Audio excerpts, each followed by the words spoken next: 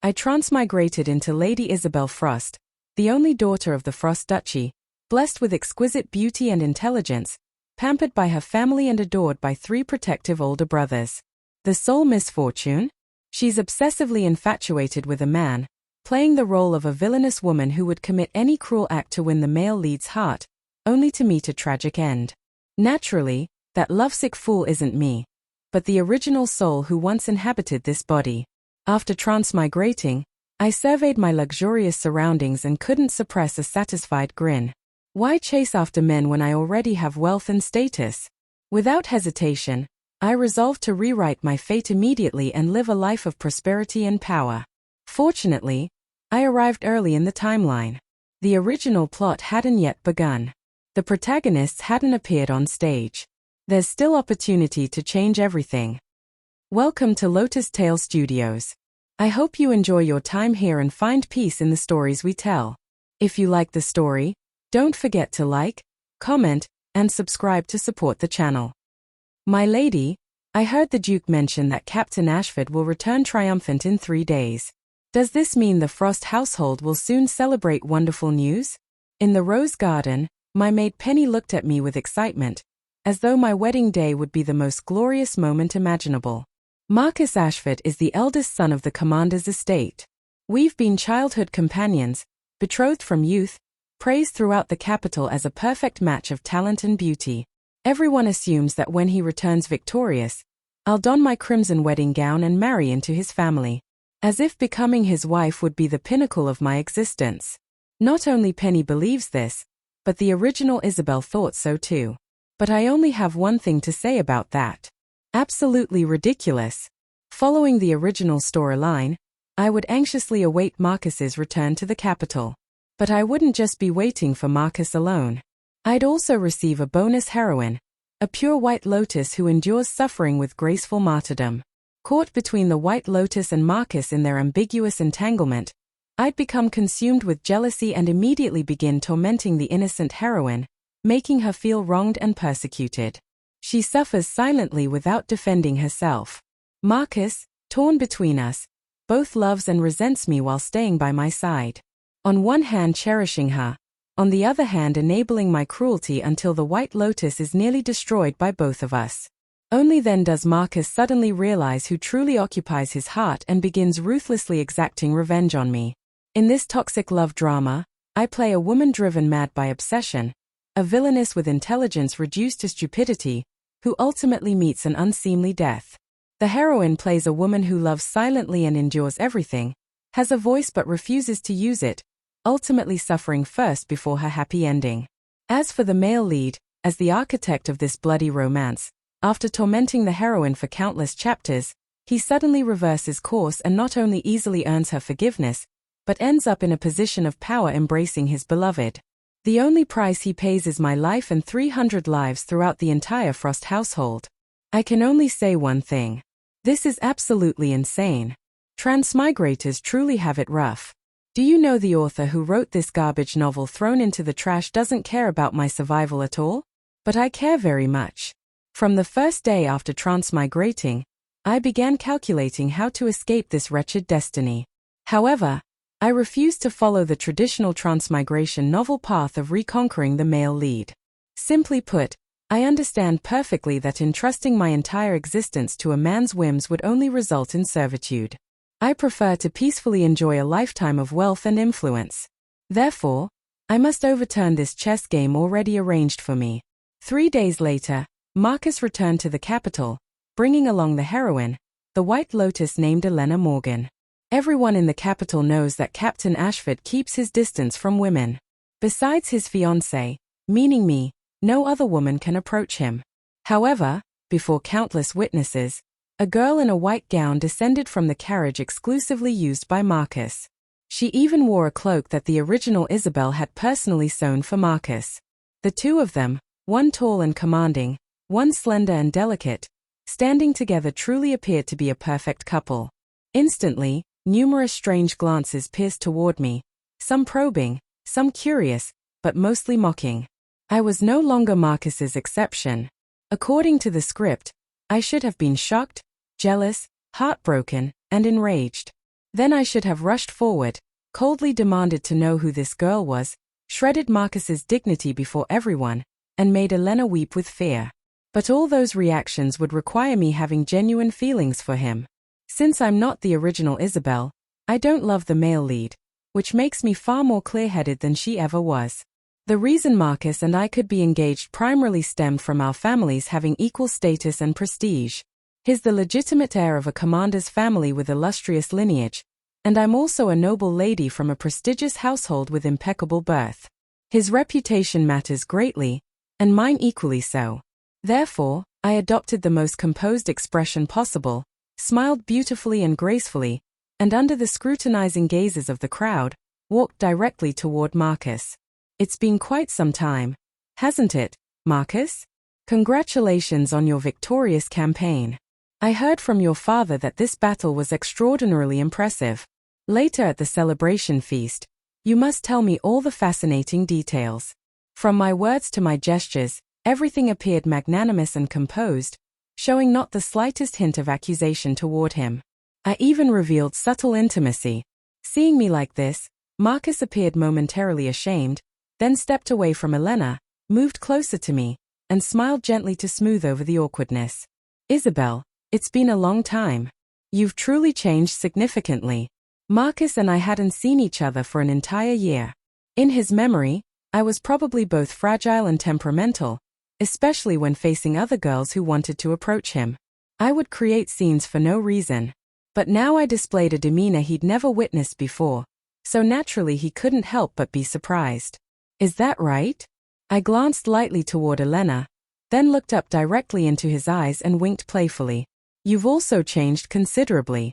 Now you understand how to appreciate feminine charm and show compassion. Marcus startled and also glanced at Elena standing awkwardly beside him, frowning as he spoke.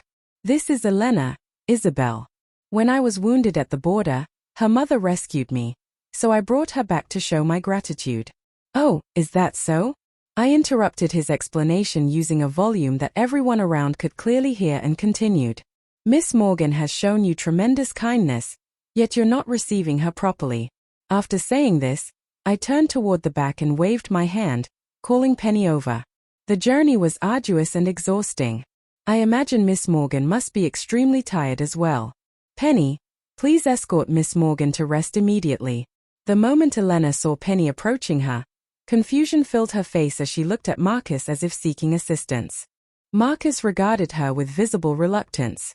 Isabelle, actually I maintained my sweet smile and replied. Today is the celebration feast bestowed by His Majesty, Marcus. You may do as you wish. But shouldn't you allow Miss Morgan to freshen up first? This celebration was prepared with tremendous care by His Majesty. More than half the court will be attending, not merely because this is Marcus's celebration, but also to honor the military accomplishments of the Ashford family. Therefore, even if Marcus harbored doubts, he couldn't make an issue out of small matters that might cause hesitation. Besides fleeting glances, there's also reputation and honor to consider. Seeing Marcus remain silent, Elena's lovely face also paled several shades. However, she could only lower her gaze and allow Penny to escort her away. In the original narrative, my aggressive hostility and desire to devour people would make Marcus uncomfortable, prompting him to announce publicly that he had agreed with Mrs. Morgan to take Elena into his household. I would be furious and slap Elena before everyone. Not only would I be branded as a jealous shrew, but it would also create a rift between Marcus and me, thus opening the path for me to become the villainess. But the current situation had been easily reversed entirely simply because I don't love Marcus. One can observe that irrational love makes people insane and can also make people foolish. In the flower garden of the Ashford estate, Marcus stood before me appearing ashamed and pleading. I must apologize for this situation. Elena's mother showed me tremendous kindness, and before she died, she entrusted Elena to my care. How could I betray the dying wish of my benefactor? But you can rest assured, my heart belongs only to you. Isabelle, the person I want to marry is also only you. I patiently stood there listening to him finish, then glanced toward the corner behind his back. In that instant, my eyes caught a glimpse of white fabric hiding behind the wall. Just like in the original text, after Marcus explained to me, The heroine heard everything perfectly, not missing a single word. This is truly a cheap romance worth nothing that necessarily must include segments of misunderstanding and mutual torment. Reading it makes one nauseous. Based on the heroine's characterization of having a voice but refusing to speak, she would only silently feel heartbroken and dejected. I truly didn't want to play the role of an evil obstacle interfering in the idiotic romance between these two people. So I walked around Marcus and went forward, using one hand to pull out Elena, who was concealing herself behind the wall. Instantly, the atmosphere became unbearably awkward. Captain Ashford. I merely happened to be passing by. Elena's eyes reddened, looking like a frightened rabbit, staring at Marcus and me while shaking her head in explanation. Marcus visibly panicked, even instinctively taking a step toward Elena. I looked at Marcus with slight disappointment. Marcus, I understand you completely. I know you value honor and promises deeply, but today marks your return to the capital. The entire capital focuses their attention on you. Even His Majesty must be observant and attentive. This should have been the moment for you to shine brilliantly. Yet you publicly brought her back with you. If you and I didn't have an engagement, that would be acceptable. But you deliberately did this. Do you comprehend what the citizens and officials will gossip about you? What will they say about me? If you want to repay kindness, there are numerous ways and opportunities. Are you truly so impatient that you cannot restrain yourself anymore? Marcus saw the profound disappointment in the depths of my eyes, and his expression gradually turned ashen. I shook my head internally, continuing softly. Moreover, this occurs when you and I are engaged. Your father once declared he agreed with my father, claiming that the Ashford ancestors taught that Ashford men should only marry one wife in their lifetime, and you would never betray me. After finishing, I turned my gaze to Elena. You clearly understood everything, yet you still came back here with him. Do you dare to honestly claim you've never harbored even the slightest feelings for him? Struck by my words directly in their guilty hearts, both people standing before me stared wide-eyed, pupils trembling. How could there be no feelings? When Marcus was at the border, surrounded by enemy forces, it was Mrs. Morgan who saved him. It was Elena who cared for him day and night regardless of exhaustion. When fire gets close to dry grass, it will inevitably ignite over time. But in Marcus's heart, he still constantly thought of me, yet couldn't help developing feelings for Elena, confused and uncertain what to do. But one should never let the gratitude of saving a life cloud one's judgment. When Mrs. Morgan was wounded and dying, this misguided emotion sank deep into the mud of obligation, becoming the reason for Marcus to sink deeper. On one hand, he indulged himself, allowing his heart to harbor the shadows of two women. On the other hand, he transformed his selfishness and inner turmoil into resentment, projecting it all onto Elena alone. Isabelle, please listen to me. Marcus still wanted to explain something, but I decisively turned around. Before leaving, I didn't forget to leave behind one statement. We shouldn't discuss this matter any further today, but the marriage between us requires both you and me to reconsider, and we'll address it another day. Finishing my words without looking back, I walked directly away. My lady, why did they treat you in such a manner? Why did you allow them to escape so easily? On the carriage returning to the manor, Penny was massaging my shoulders, her heart filled with indignation. When did I say I'd forgive those two? Speaking truthfully, what I accomplished today was also for our Frost household. The trouble was caused by Marcus and Elena. Naturally, the blame should fall on them. Why should I add fuel to the fire and harm myself? Moreover, if I had created a scene like in the original story, destroying the celebration feast right there, wouldn't I simply be offending His Majesty and the commander's family? If the fault doesn't lie with me, then what I need to do is preserve dignity and distance myself as much as possible. It's simply that without me fanning the flames, I wonder if Marcus and his little white Lotus can bear the consequences of their recklessness. That said, although today I tried my utmost to preserve the dignity of both Marcus and myself, quite a few people still sense the tension beneath the surface, and the thing that spreads fastest in this capital is gossip. So the engagement between the young lady and Captain Ashford. Penny pondered my words for a moment before asking tentatively. I waved my hand dismissively. It's called destiny. These two words don't just require the right person. They need the right circumstances even more. Without proper alignment, everything is simply wasted effort. I refuse to become a plaything for him and the heroine to manipulate each other. It's simply that the marriage between us involves the interests of two powerful noble families. It's not simple to sever. Currently, since the heroine has already appeared, I naturally must utilize her effectively. As for Marcus, without me present, based on the original plot, everything will still be sacrificed for his and Elena's romance. How could he embrace his beloved so easily? As I predicted, the day after the celebration feast, the story of Marcus and Elena had spread through every street and alley of the capital. The family reputation of the Ashford household had always been praised by society. Wasn't this incident like a harsh slap to the face? There were even memorials accusing Marcus of improper conduct rushed through the night to His Majesty's attention. But what worried them even more was the engagement between me and Marcus. Commander Ashford personally dragged Marcus to our door to apologize to my father and me. My father and Commander Ashford had been family friends for generations. He couldn't bear to displease the old commander. But my father cherished me more than that. He accepted Commander Ashford's apology, but still postponed the marriage between me and Marcus. Marcus looked at me with a gentle expression and soft voice, offering many words of apology. I only responded half-heartedly with brief acknowledgements.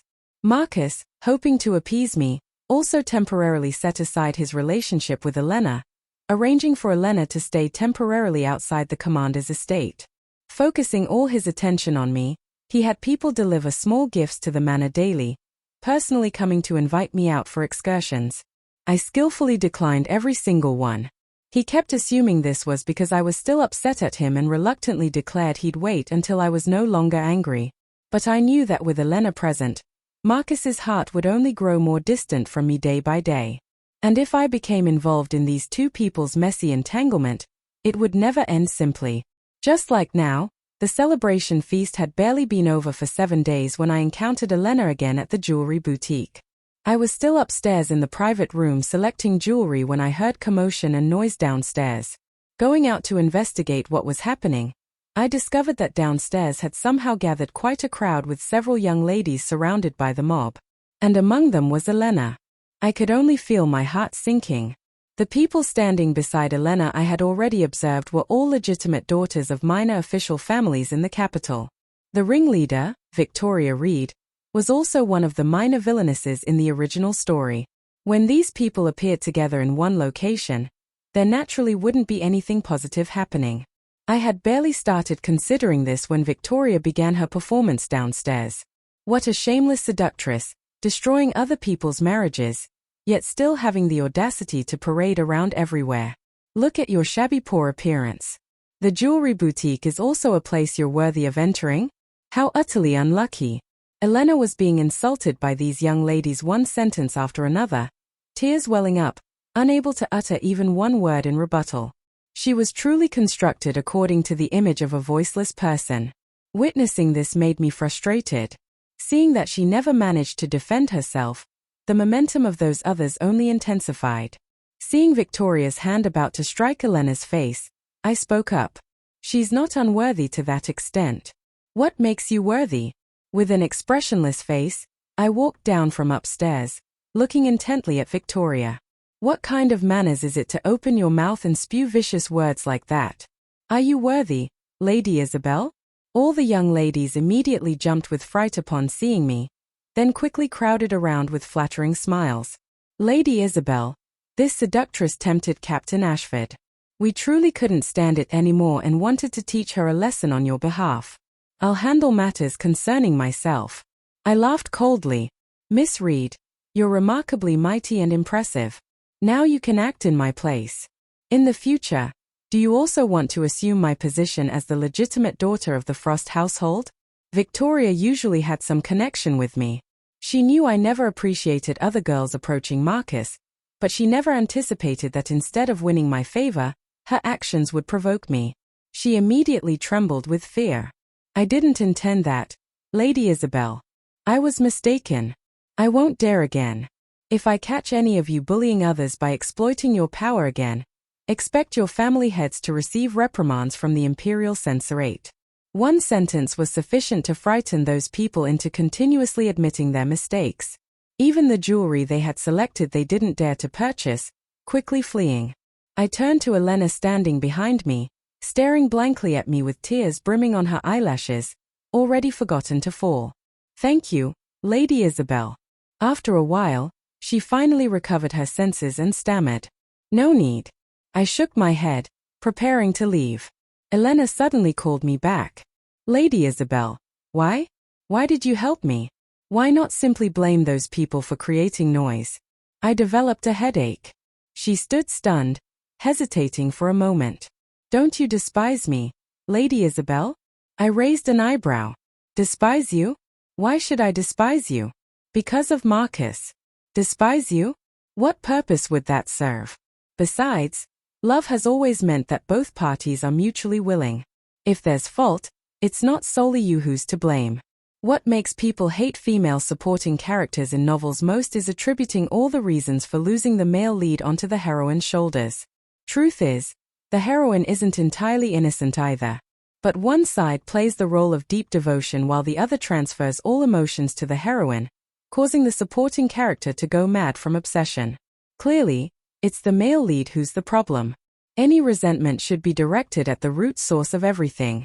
Telling me to become a vengeful woman over such a man seems rather forced, doesn't it? Elena probably never expected I would express such things. She was quite startled. She stood dazed for a long while before slowly saying, "You're very different from what I imagined." "Is that so?" I smiled sarcastically. "Well, I hope I don't disappoint Miss Morgan." Having been peaceful for only a few days, I was interrupted again. Marcus sent someone to deliver an invitation, requesting me to come to the Willow Pavilion, declaring that if I didn't go, he wouldn't return home, insisting on waiting until I came. Honestly, I didn't care how long he wanted to wait there either. If he could wait until he became a pile of bones, that would be even preferable. It's simply that some matters, regardless of anything, must have an ending. When he reached for my hand, I lightly withdrew it. Marcus's always gentle expression mixed with a bit of unnaturalness. "I was wrong, Isabelle. I admit that you are the person I love most. Only you." I looked at him intently without responding. This man seems to possess so much affection.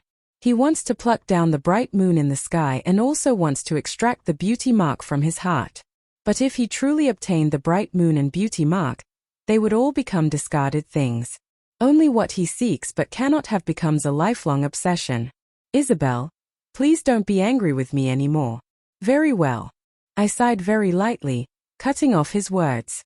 "Marcus, I've thought it through. Let's annul our engagement." Marcus stood stunned, disbelief rising in the depths of his eyes. "What did you say?"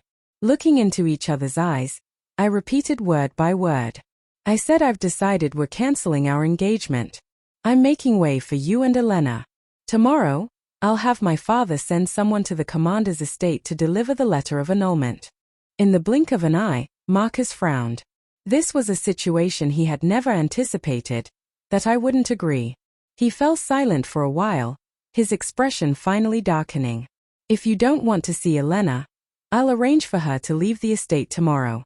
In the commander's manor, there will only be one woman, you.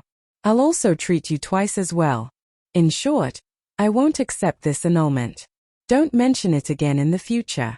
Even though the current situation had already become like this, he still wanted to have everything both ways. I shook my head. Naturally, I wouldn't allow him to brush everything aside so easily. But based on what should I allow myself to suffer by marrying someone who has no loyalty to me? I've already made clear my feelings for Elena are only gratitude. His face was serious, his tone also serious. I raised my head to look straight into the depths of his eyes. Marcus was truly very handsome. One could say breathtakingly striking. This face gave him the ability to easily bewitch any woman's mind. If I hadn't already known the plot, clearly understood his duplicitous heart, perhaps I would have been persuaded by his serious demeanor. My gaze carried a stream of doubt, cold to the bone. "Do you believe it yourself? I've already witnessed your wavering heart. I understand your affection better than you do yourself." He still wanted to apply cosmetics to cover his ugly inner nature. This made me want to pierce through his layer of disguise even more. Living in such bright and glorious light, one shouldn't fall into a mud pit for anyone. Having witnessed his shameless ignorance, why should I torment myself? Not only will I not do that, I want to stand on the moral high ground and look down at him. Marcus, it was you who violated our previous vows. Obviously, he became flustered when his secret was exposed. His face darkened like ink, dragging on for a long while until Marcus looked at me very deeply. Must we truly reach this point? I didn't answer, only leaving behind a farewell gaze, no longer regarding him. After a long time, he finally staggered away. Just as he turned around, brilliant fireworks suddenly bloomed in the dark sky above. A feast of fireworks illuminated the entire night sky. The fire flowers throughout the sky shone down, making Marcus's shadow even longer and more desolate, also making him appear even more miserable. These fireworks were probably originally intended for him to express his romantic feelings to me, but now they seem to be congratulating me on escaping this wretched man. Are you truly determined to break the engagement with Marcus? It's not just momentary anger, correct? Father asked me. You used to care for him so deeply. I nodded. Yes, Father. He fell silent for a while before sighing. If we're breaking it off, then so be it. As long as our Isabelle won't regret it in the future. Father never had the heart to marry you off anyway. Ever since you were small, you favored that boy from the Ashford family, and the Ashford family has the ancestral teaching of one life, one love, one spouse. Father thought he was worthy of entrusting you to him. Now it seems that boy from the Ashford family isn't as trustworthy as I believed. I acted coquettishly, pulling at Father's sleeve. Fortunately, Marcus and I haven't prepared for the grand wedding yet. Breaking off the engagement now is still timely. One life, one spouse. What beautiful vows. It's unfortunate that the original purpose of creating these vows was to serve the dramatic love story between the male and female leads. Naturally, they wouldn't allow a female supporting character like me to benefit from them. But remembering that white figure who always hides in the shadows from last night, I narrowed my eyes again. The love story surrounding the male and female leads. No matter where you run, you can't escape from it. Accidentally encountering each other, and after hearing Marcus deny his feelings, I wonder what Elena ultimately thinks about such a man. Is he worth it for her? Forget it. Never mind. I am the legitimate daughter of the Frost household. What kind of man can't I marry? Why should I circle around Marcus and suffer harm? Father gently stroked the top of my head, pulling my thoughts back. Looking at his loving and caring face, I smiled, stood up, and massaged his shoulders. Father, I want to discuss something with you. Father relaxed and closed his eyes. There's nothing you can't tell me affectionately. What is it? I lowered my voice. It's about the princes. Father's eyes shot wide open in extreme surprise. Then he quickly whispered, Did someone say something to you? I shook my head. I figured it out myself. Based on the original story, the old emperor is now suffering from declining health, but the undercurrents in the court are surging. Several princes are now attempting to draw the Frost household into this matter. Father is most satisfied with Prince Nathaniel. Although Prince Nathaniel's mother consort was just a palace attendant with no influence, Prince Nathaniel has profound thoughts, many military achievements, sufficient accomplishments, and quite a few people value him highly. Once involved in the struggle for succession, success means prosperity for generations. Failure brings disaster to 9 clans. Every chess move cannot be retracted. Isabelle, you also know that the storms in court are cunning and extremely dangerous. One wrong step and it's finished. This isn't a place where a young lady can easily interfere. I know, but if Father is hesitating now, why not allow your daughter to help you share some burden? Father looked at me for a moment, then finally nodded. My child has indeed become much more perceptive than before. It's simply that once you take one step forward, there's no way to turn back later. Have you thought it through carefully? I smiled and said, I've thought it through, Father. A daughter naturally must shoulder part of the responsibility for the future of the Frost household. In fact, over the years, the Frost household had cultivated not only poetry, literature, and etiquette in the original owner, but also considerable political insight into current affairs. Speaking honestly, she was also the legitimate daughter of the Frost household, and her betrothed was also a high official of the current dynasty. With such status and position, they wouldn't accept allowing her to become a delicate flower without worldly awareness. Years of teaching and nurturing had formed her own unique perspectives. It's simply that in the original story, she was severely dumbed down, only knowing how to compete for the male lead's affection and then clash with the heroine. That's why she foolishly walked step by step toward her own tragic ending. Now, if I had to choose between competing for the male lead or fighting with the heroine, I choose to build a career. Choosing men would make me lose everything, but choosing career would give me unlimited prospects. Father nodded. I immediately began to thoroughly investigate various relationships and political situations in the court. When my mother learned about this, she was also very worried. She always felt that I was suffering from heartbreak and being stimulated, wanting to find something to do so I wouldn't have the mood to suffer anymore. She had carefully examined me several times, but seeing that my mood was stable, eating and sleeping well, she stopped worrying and only reminded me not to exhaust myself. Court affairs are complex and murky. They can't be understood overnight. I nodded in agreement. The busy time not only didn't decrease but increased because I knew very well that His Majesty's health couldn't hold out much longer. My remaining time was diminishing. In the original story, Father was repeatedly courted by various princes and eventually chose Prince Nathaniel. Unexpectedly, Prince Nathaniel was the type who forgets kindness and abandons righteousness. Fearing the great power of the Frost household, within 3 years of ascending the throne, he began to chip away at the Frost household, cutting and cutting until Father completely lost power in court. The original owner had planned to rely on her relationship with Marcus, begging Marcus to help the Frost household once, but what she waited for was an imperial edict to execute the entire Frost household for treason and collaborating with enemies. The one who announced the edict was precisely Marcus, whom she considered her lifeline.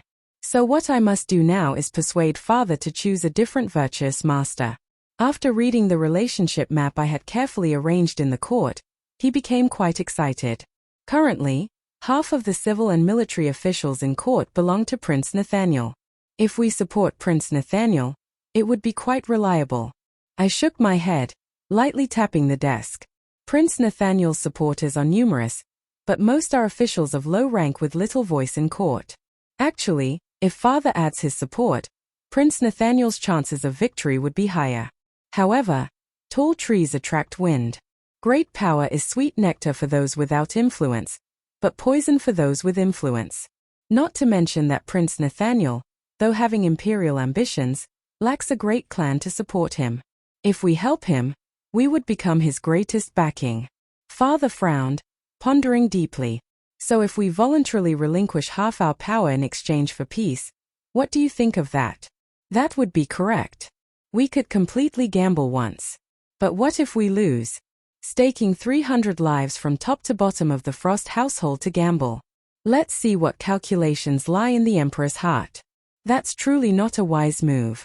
In my eyes, half the power fundamentally isn't enough for Prince Nathaniel to swallow. He wants to consume everything, completely devouring this entire Frost household. Otherwise, even if he showed a bit of human compassion and mercy, the Frost household wouldn't have headed towards such an outcome. Father stared blankly at the scroll on the reading desk for a long while. After a moment, he slowly raised his eyes to look straight at me, his face showing a smile. Excellent. Excellent. Excellent. My Isabelle truly is a daughter with great strategic ability. His voice was filled with pride. I smiled. Isabelle Frost actually had many wonderful qualities. As the only daughter of the Frost family, everyone in the Frost household loved and cherished her, never forcing her to do things she didn't want to do. They even supported all her decisions unconditionally. If it weren't for Marcus, this life was already predetermined for her to be the young lady who lived most according to her own will in the capital. The current path was finally following its original trajectory. After a moment, Father stroked his chin again. If not Prince Nathaniel, then does my Isabelle already have someone suitable in mind to choose? The current His Majesty has 5 sons. Besides the usable Prince Nathaniel and Prince Sebastian, who died young, only the mediocre first prince and third prince remain, plus the sickly 5th Prince Julian. I nodded. Of course I do. Not only that, but he's someone more suitable to sit on the imperial throne than anyone else. After hearing me speak, Duke Frost finally didn't ally with Prince Nathaniel, but temporarily maintained a neutral position. Without the support of the Frost household, Prince Nathaniel knew when to retreat in advance, turning his attention toward the commander's estate. Father deliberately gave me a probing look, but I wasn't surprised by this development at all. Following the original plot exactly, the commander's estate ultimately still chose to support Prince Nathaniel, becoming Prince Nathaniel's second greatest support. It's simply that in the original story, there was the Frost household's endorsement, plus the male lead halo of Marcus. So Prince Nathaniel treated Marcus as his confidant, dealing with the commander's estate with utmost intimacy. Now without the Frost household as backup for the Ashford family, I truly wanted to see just how far Marcus's protagonist halo could protect him. Changing the original plot didn't guarantee absolute safety for the Frost household either. To ensure the Frost household escaped its original fate, I went to find Father again, requesting some personnel to begin arranging for them to help me investigate information. During this period, quite a few other things happened. First, Father was targeted several times in court. The mastermind behind this wasn't difficult to guess: Prince Nathaniel. After all, he was still like sand in the eye that couldn't be rubbed out. The Frost household's refusal to ally with him meant he now considered those who didn't choose him as enemies. Both Father and I had already anticipated this, so bring it on. Another matter was about Marcus and Elena. Without the evil female supporting character, me, running in to interfere with the male and female lead's relationship, their development wasn't progressing very smoothly either. According to a servant from the commander's estate, after I broke off the engagement with Marcus, Marcus's treatment of Elena was even worse than before. It seemed he blamed everything on Elena for my abandoning him. As a result, from top to bottom, no one in the Ashford household treated her well. I had also encountered Elena several times on the streets. She was becoming increasingly thin and frail, her condition much worse than before. I even witnessed once during heavy rain that Marcus actually pushed her off the carriage on the road, allowing her to get soaked by the rain. Each time like this, Elena would only swallow her tears. Exactly like the heroine in those torturous novels, silently enduring all grievances. How frustrating to watch. So frustrating that even I, the evil female supporting character, felt my blood boiling. I expressed serious doubt about the original author's brain circuitry. Does enduring silently and moving oneself really earn love and respect in return? If you don't even care about your own feelings, how can you persuade others to take you into their hearts? Moreover, placing all your hopes on one man is the most foolish thinking from who knows what era. It's truly not praiseworthy at all. At the same time as Marcus and Elena's appearance, it was also a month later when the autumn festival arrived. The palace would organize autumn hunting, and Father brought me to participate together. But I never expected that Marcus would also bring Elena along. Considering the current relationship between the two of them, bringing her along in this situation sounded absolutely ridiculous. But thinking again, this was a romance story. I felt that the male and female leads appearing together suddenly seemed quite reasonable after all. Imagining the scene of the evil female supporting character and the male and female leads all appearing simultaneously. Plus, this was an autumn hunt in an ancient costume romance novel. There's a 90% chance something would happen. I sighed deeply, deciding I must stay far away from these two unlucky ones. But just as I lowered my head and thought, suddenly a figure appeared before me. Then a deep, warm voice came from above my head. Isabelle. I looked up. It was Marcus. I was avoiding him, yet he actively came to find me. After studying my emotions, I asked indifferently, Captain Ashford, is there something you need? You've been avoiding me lately. Marcus looked pained. Captain Ashford, we've already broken off our engagement. According to propriety, we should avoid each other to prevent gossip. After the broken engagement, Marcus and I hadn't met many times. The few times we almost encountered each other on the streets, I actively found ways to avoid him. Marcus reluctantly sighed heavily. Seeing no one around, he lowered his voice to whisper. Today I have something I want to discuss with you. The commander's estate is currently allied with Prince Nathaniel. Prince Nathaniel is the person most likely to inherit the throne. Marcus also knew that the Frost household and Prince Nathaniel were now like fire and water, and knew that father had been repeatedly suppressed in court. But in his heart, he still cared for me as before. So he wanted to persuade me, advised me not to be blind to the current situation anymore, advised me to return to his side. This way the two houses of Frost and Ashford would form an in-law relationship, making it logical to serve Prince Nathaniel. He spoke with deep affection and sincerity. I listened until I nearly yawned. I looked at him seriously. Captain Ashford, what makes you feel that I would still recall old feelings with you? Marcus sincerely replied, this chess game, one wrong move and you lose everything. I don't want to see you get implicated. Isabelle, come back to my side. I will definitely protect you. Don't worry about anything. I smiled lightly. Protect me? Captain Ashford's protection would be to make me marry you, correct? To become a delicate, fragile flower dependent on you for life, always hoping for your protection. Marcus frowned. Isabelle, the struggle for the throne cannot be guided by emotions. The Frost household has already formed enmity with Prince Nathaniel. If we want to resolve this, that's the best way. Once you've entered the game, there's no backing out. I calmly spoke. A chess game that hasn't finished, no one can predict the certain outcome.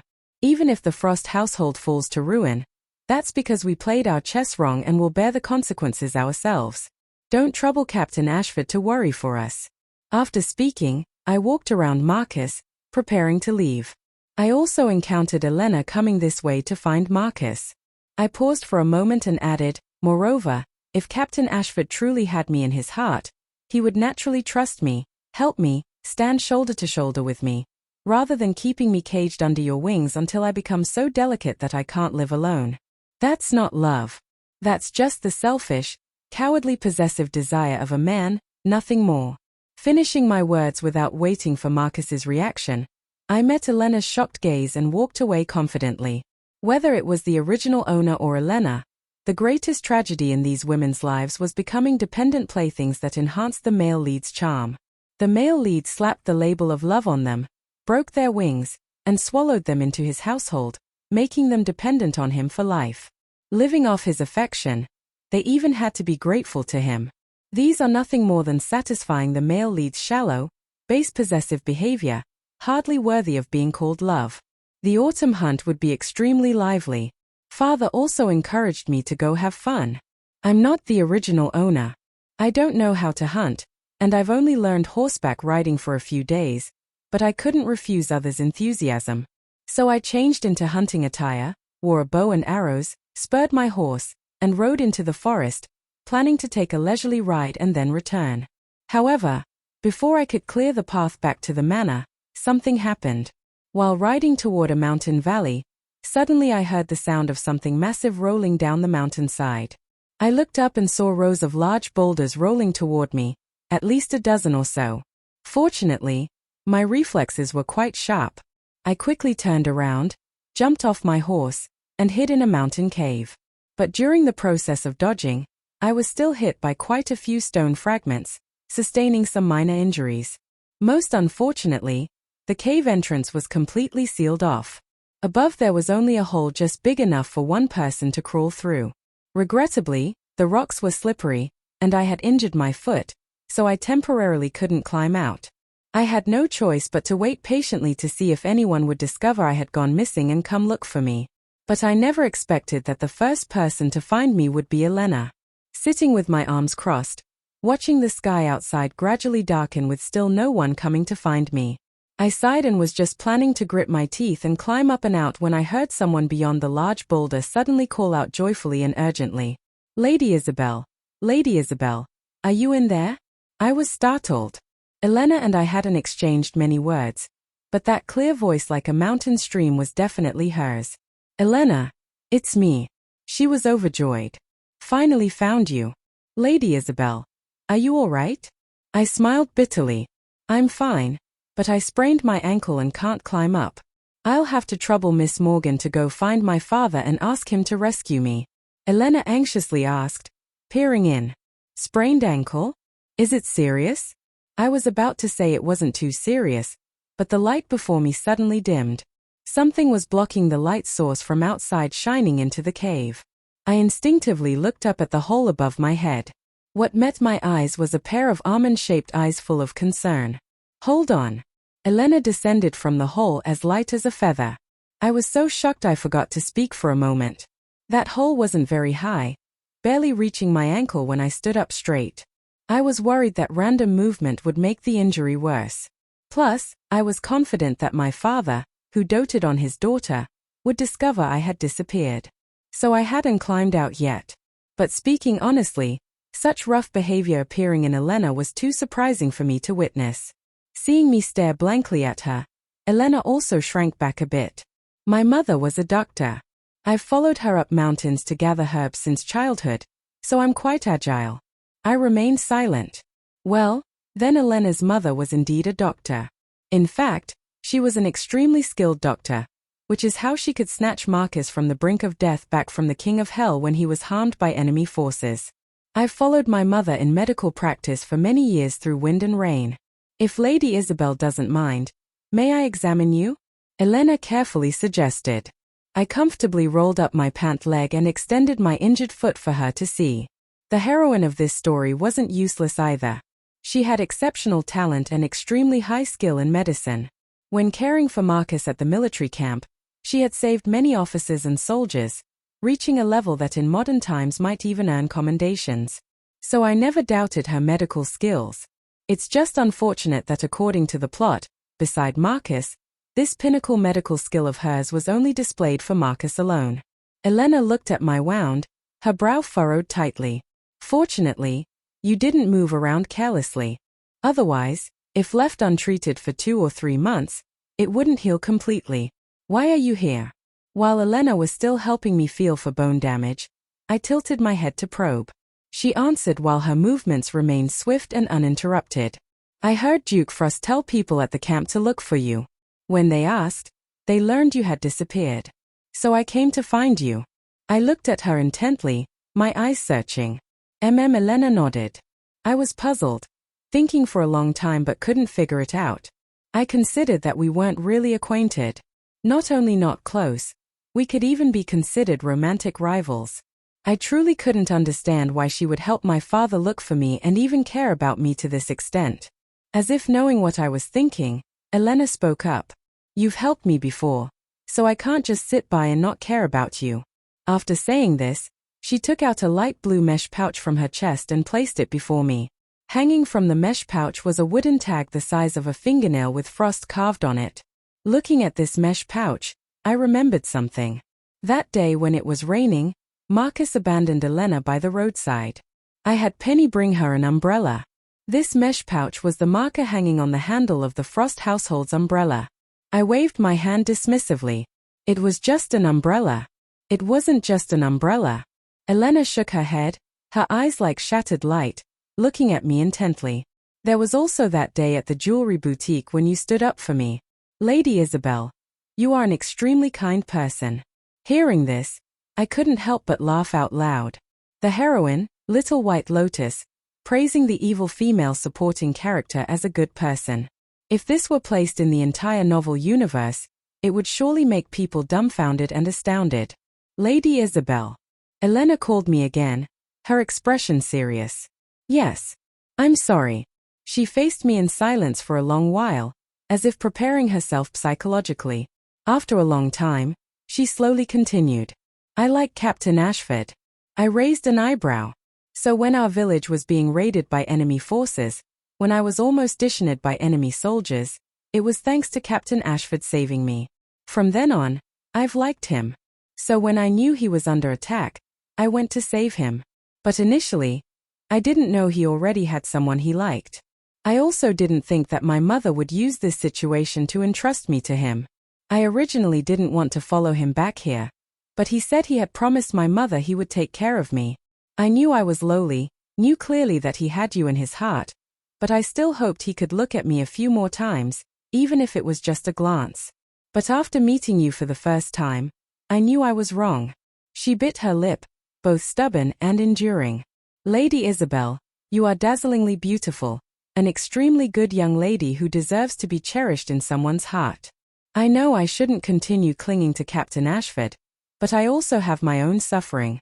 Please be patient with me for a while. I will definitely leave Captain Ashford. Why do you need to tell me when you leave him? I blinked. I have no interest in taking back something that's already been soiled. Elena was taken aback, then smiled bitterly. You're right.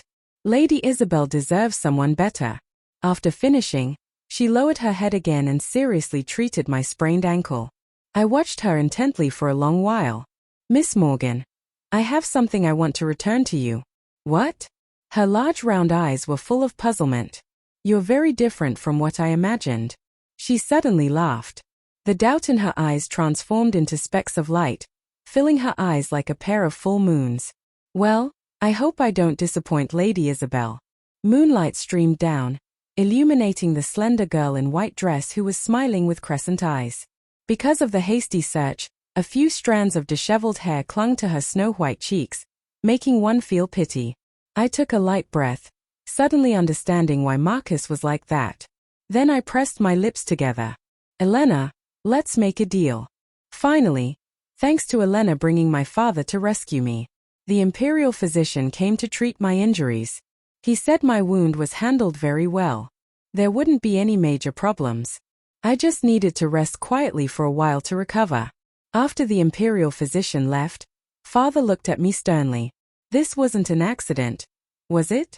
I nodded. I realized it. The autumn hunt was conducted in the royal hunting grounds. In theory, apart from a few fierce prey, there shouldn't be any other dangers. Moreover, the weather had been good these past few days. Although there was occasional rain, it was only light drizzle that wouldn't soften the ground enough to cause large rocks to slide. So the most likely scenario was that someone deliberately caused this. It was Prince Nathaniel. Father's face was darker than ink. How dare he not be cautious about anything? Early this morning, he already sent people to threaten this old man. Though he didn't speak explicitly, it was definitely his doing. This is him wanting to use your life to force me not to oppose him. I rubbed between my eyebrows. I've known Prince Nathaniel wasn't any magnanimous person for a long time. But honestly, I didn't expect him to be so narrow-minded and petty.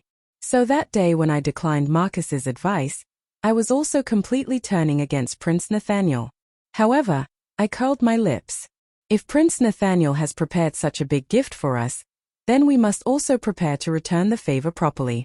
Let's see whether Prince Nathaniel's scheming is superior or whether the plot I'm familiar with is better. Within half a month, a major secret from the palace spread throughout the streets. Rumors said that His Majesty's second prince, who died young, was actually the first casualty in the battle for the throne. The second prince's death wasn't due to being born weak and frail, but from being poisoned in his mother's womb. As soon as the rumors appeared, the place that received the most public attention was Prince Nathaniel's manor. Besides him, His Majesty had 5 sons. The first prince and third prince were more mediocre than ordinary, so before the second prince was born, they had already received their fiefs and had lived contentedly for many years. The fifth prince had been ill since age 7, with imperial physicians bluntly declaring he wouldn't live past 20. So the moment the second prince's mother consort became pregnant, His Majesty paid great attention to this child. But heaven didn't favor human wishes. The second prince died within 3 days of birth. From then on, the harem never produced another new child. Infant mortality was originally normal, especially since the second prince wasn't very healthy when born. So previously everyone thought the second prince was born with a weak constitution. But now the news spreading in the capital was spreading so rapidly it couldn't help but make people suspicious. If it was true that the second prince was poisoned to death, then the person who benefited most would definitely be Prince Nathaniel with his healthy body and outstanding talents. Witnessing the rumors becoming more serious day by day, about to shake the royal family's honor, various officials and ministers petitioned His Majesty to investigate the cause of the second prince's death. Although Prince Nathaniel constantly produced evidence to prove his innocence to His Majesty still issued an edict for the Court of Justice to personally supervise the investigation into the palace case. In just a moment, this made everyone restless, afraid of being splashed by this dirty water. Prince Nathaniel was busy dealing with the questioning and accusations from crowds of officials, so overwhelmed he was disheveled. Right at this most chaotic time, another piece of news that no one noticed began to quietly spread through the streets. The girl Captain Ashford brought back from the border had suddenly disappeared without a trace. Captain Ashford was going mad, turning the entire capital upside down looking for her. Hearing reports from subordinates continuously, I remained leisurely feeding fish and admiring flowers in the manor. As soon as the fish food was scattered into the pond, countless fish swarmed and fought for it. The water surface churned momentarily, unable to remain calm. The noisier it got, the more interesting the story became. After His Majesty ordered a thorough investigation into the second prince's case, it had been more than a month. The atmosphere of the entire capital changed from initially noisy and chaotic to tense and quiet. At first, only the palace maids caring for the second prince's mother consort were interrogated. But once the investigation began, it couldn't stop and returned to how it was. The deeper they dug, the more they uncovered about the fifth prince's long illness and bedridden state, which was also secretly manipulated by others. After investigating thoroughly, in total over 50 people were imprisoned. From those at the Imperial Medical Institute to palace maids who fetched water and swept floors, it could be said that very many people were involved. In the end, all evidence unanimously pointed toward Prince Nathaniel. Initially, Prince Nathaniel still wanted to clear his name. But unexpectedly, the world's greatest divine physician, Master Hawthorne, suddenly came down from the mountains. He not only personally examined the second prince's remains but also personally took the fifth prince's pulse, confirming that both princes had indeed been poisoned, and with the same type of poison. It's just that the second prince was poisoned in his mother's womb, so he died within 3 days, while the fifth prince was poisoned as a child. Not being as weak as the second prince, he managed to keep his life. But this poison was colorless, tasteless, and silent in taking lives. Not ordinary poison, but something rare in this world. The Court of Justice continued investigating deeper. After a while, they discovered that years ago Prince Nathaniel had someone purchase this poison. It was said that after His Majesty read the evidence submitted by the Court of Justice, he was so furious he coughed up blood and fainted on the spot. Fortunately, Master Hawthorne was there to provide timely treatment. But when treated, they discovered that His Majesty had also been afflicted with this same poison. Now it was like the last light before darkness. Prince Nathaniel was immediately placed under house arrest in the palace. In just half a short day, the weather in the capital had changed. Elena and I were enjoying tea in the fifth prince's manor. She looked at the overcast sky and sighed softly. Looking at this weather, it seems like it's about to rain. I didn't express an opinion. Rain is good too. The stagnant air in the capital should be washed clean. If it's going to rain, you two young ladies should stay here for dinner and wait until the rain stops before returning. From behind came a warm voice like a hot spring. Following it was a young man with a handsome face, beautiful as jade, sitting in a wheelchair. Though the young man was in a wheelchair, his complexion was very good, showing no signs of illness. "We're troubling your highness." Elena and I looked at each other, smiled, and nodded. "No trouble at all." The fifth prince smiled gently, his eyebrows and eyes full of gratitude. "If not for you two helping me find Master Hawthorne, I would have had to take this sick, weak, diseased body to the grave." Hearing this, Elena quickly waved her hands. "This is Isabelle's achievement. It was Isabelle who told me Master Hawthorne's location, and it was also Isabelle who told me to find Master Hawthorne. Without her, an ordinary person couldn't have done it." I spoke slowly. "You two shouldn't be so modest." The fifth prince smiled and shook his head somewhat helplessly. "In any case, you both have life-saving grace toward me. If you have any requests in the future, just speak up. Your Highness only needs to focus on recuperating and getting healthy. After this rain passes, there will be many matters troubling your Highness." I raised an eyebrow. Previously, Father had asked if I had chosen someone to support in my heart. The person I chose was precisely the fifth prince. The fifth prince wasn't described much in the original story. It only said he had a loyal heart and was naturally intelligent. As a child, he already had the world in his heart. He was also once the prince His Majesty loved most and the one with the greatest hope of inheriting the throne. Unfortunately, he had been sickly since childhood with a short life and thin fortune. Within 7 days of His Majesty's death, he followed to the western heaven. A few brief strokes wrote out his entire life. But as a girl holding the script, I knew clearly he wasn't actually sick but poisoned. He and the second prince were stepping stones for Prince Nathaniel to ascend to the imperial throne. So from the very day I was determined to change heaven and alter fate for the Frost household, I had already sent people to secretly observe the fifth prince. He also didn't disappoint my hopes. Despite being entangled by illness, he never forgot diligence. He didn't resent heaven or blame fate, nor complain about his destiny. He wholeheartedly devoted all his strength to protecting the rivers and mountains, always presenting wise strategies to His Majesty. If not for health reasons, he would definitely be more suitable for the imperial throne than Prince Nathaniel. So I chose to help him. The original story mentioned that his poison could actually be cured, but in all the world, only one person could cure it, Master Hawthorne. The most difficult part was that Master Hawthorne's whereabouts were unpredictable. Plus, he had an eccentric personality. He wouldn't treat those without fate, wouldn't heal those who didn't catch his eye. But I knew where he was and also knew how to make him willingly treat someone. Elena's mother was precisely Master Hawthorne's bright moonlight from his youth. In the book, as soon as he saw that Elena resembled her mother by 70%, he immediately gave her 3 requests. That was also the transaction between Elena and me. She helped me find Master Hawthorne to cure the fifth prince, and I helped her complete what she couldn't accomplish, helping her escape Marcus cleanly and thoroughly. Though that wasn't my original plan. Having her participate made everything much more convenient. I gave her good fortune in advance, plus a promise from the fifth prince. Everything was enough to repay her kindness.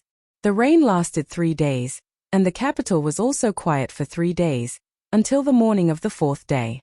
The funeral bells in the palace rang long and mournfully. The emperor had passed away. Before leaving, His Majesty established a will naming the newly recovered fifth prince as the new emperor. Prince Nathaniel was stripped of rank, reduced to a commoner, and imprisoned in his manor for life. Without an imperial edict, Prince Nathaniel was not allowed to leave. The silence in the capital passed, and everything returned to its former rhythm, as if nothing had happened during that time. Only news of Prince Nathaniel's supporters having their homes searched proved there had once been a succession struggle. As Prince Nathaniel's greatest supporter, the commander's estate couldn't escape the fate of confiscation. However, it was said that the night before the house search, the old Commander Ashford had already taken the entire Ashford household and fled overnight. Even Marcus had disappeared without a trace. When I heard this news, I was in the garden trimming flowers. The new emperor sat relaxed in the pavilion behind me, enjoying the cool air. After observing me for a long while, he teasingly joked, "Captain Ashford's current whereabouts are unknown. Lady Isabelle still has the spirit to leisurely cut flowers and play with grass. No lingering feelings for old love anymore?" With a snip, I decisively cut a branch of flowers. The branch fell to the ground, still bearing an extremely brilliant bloom. The flower had been showing off its beauty, but falling to the ground in an instant, the petals were stained with mud. The fresh, tender flower turned to mud in just a blink of an eye. "Your Majesty, look at this flower. Can it grow back again?" The new emperor opened his mouth to speak but was interrupted by a joyful voice before he could finish. "Isabelle, this is the medicine I just brewed for you. It's very nourishing. Drink it while it's hot." Elena carried a bowl of medicine, running happily toward me with eyes curved in smiles. I took the medicine bowl, tested its temperature, then drank it all in one go. During this time, Elena devoted herself day and night to caring for my body, making my health increasingly robust. In return, I cut the most beautifully blooming flower and placed it in her hair. Beautiful flower worthy of a beautiful lady. How lovely. Beautiful flower refers to the lovely flower, and beautiful lady refers to the beautiful and talented woman. What skill does the new emperor have to suddenly interrupt? I wonder what Captain Ashford would think seeing this scene, whether he has the life to see it or not. I smiled mockingly. Why make the story end so simply? After some time passed, suddenly there was a rebellion. The leader was Prince Nathaniel, who had been under house arrest, and his lieutenant was none other than Marcus, who had disappeared not long ago. How could Marcus be content with this? In the end, he still chose the path of mutual destruction. Just when people in the capital were frightened to their core, everyone feeling anxious and uneasy, the new emperor seemed to have prepared long in advance, using swift momentum to suppress the rebellion, shooting Prince Nathaniel dead on the battlefield with one arrow. With the leader dead, his supporters were also captured and immediately beheaded. I went to the prison to see Marcus one last time.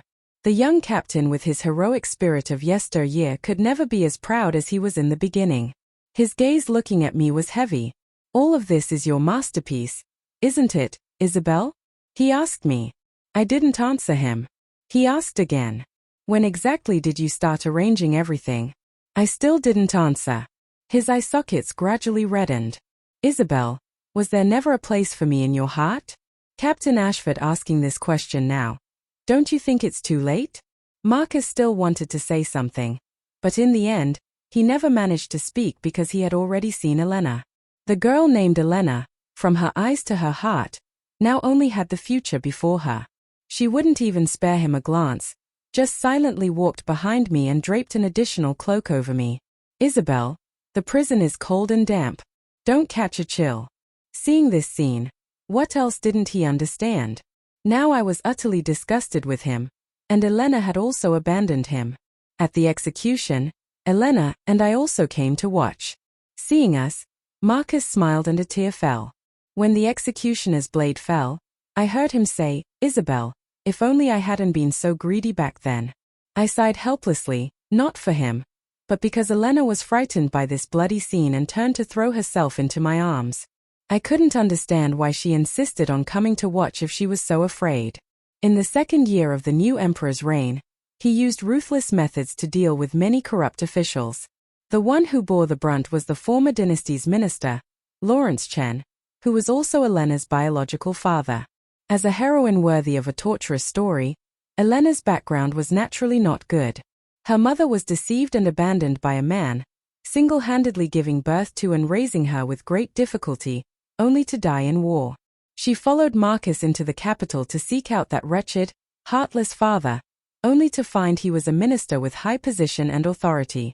Not only did he refuse to acknowledge her, he wanted to eliminate her. Her heart had to endure and keep silent, viewing Marcus as her lifeline, wanting to use his hands to overthrow her biological father and avenge her mother.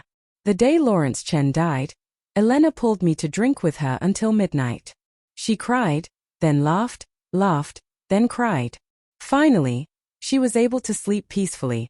Another spring arrived. Under Master Hawthorne's treatment, the new emperor no longer needed his wheelchair, his health gradually improving until he was little different from an ordinary person.